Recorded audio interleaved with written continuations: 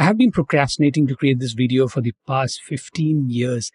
When I work with clients for essay editing, the one thing I always wanted to share is about finding an authentic emotion before writing the essay. This is a concept popular among actors.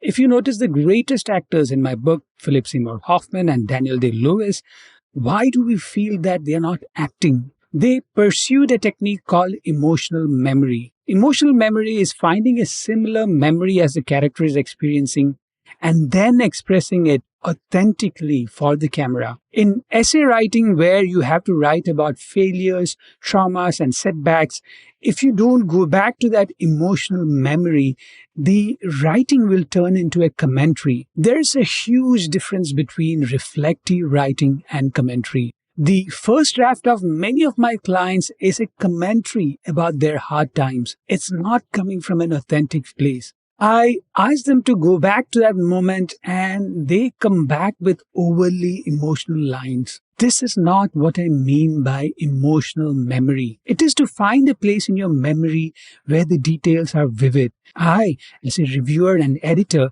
should feel that you have lived that moment, and it can only come from a place of genuine reflection. A shortcut to reaching an emotional state that reflects the event is to match the event to your day-to-day mood. In a 5-day work week, there would be days in which you won't be happy. A client or a supervisor wasn't happy with your output. A deadline was missed. A promotion that you anticipated didn't happen. When you are feeling low, write about failures, a weakness, or a trauma. This emotional state will help you find expressions, phrases, or words that match the emotional state you are writing about. Now, you can't wait endlessly to have a bad day. There is another shortcut to reach that stage, which actors call sense memory. If you're writing about an event 5 years back, play the popular song from that year. If your memory is associated with a place, try to go back to that location.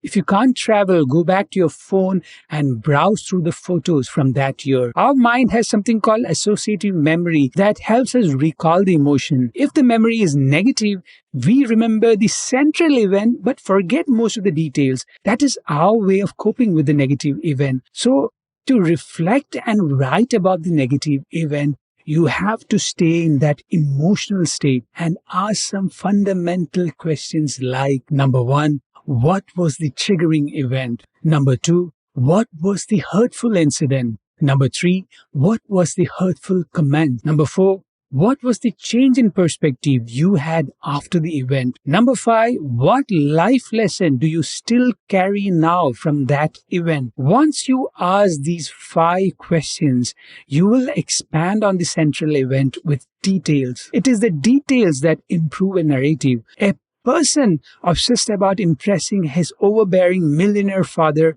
went to a great extent to scale his startup. One such funding round led to a collaboration with an investor who found a loophole and fired him out of his own startup. His reflection was not just about the person who did harm to his dreams.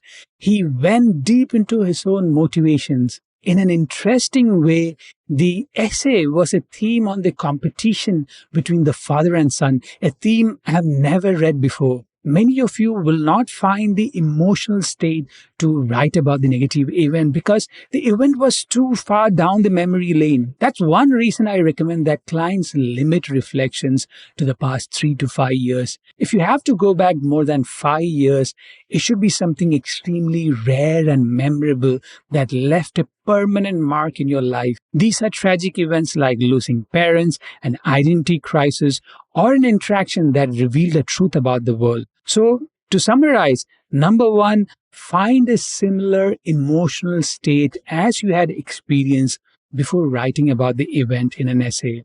Number two, if you can't reach the emotional state, use sense memory from the year to capture the details. For any help brainstorming, editing, and reviewing your essays, reach out to me, Atul Jose, editor@fngmat.com. You may also use FNGMAT's contact form at store.fngmat.com/contact-fngmat.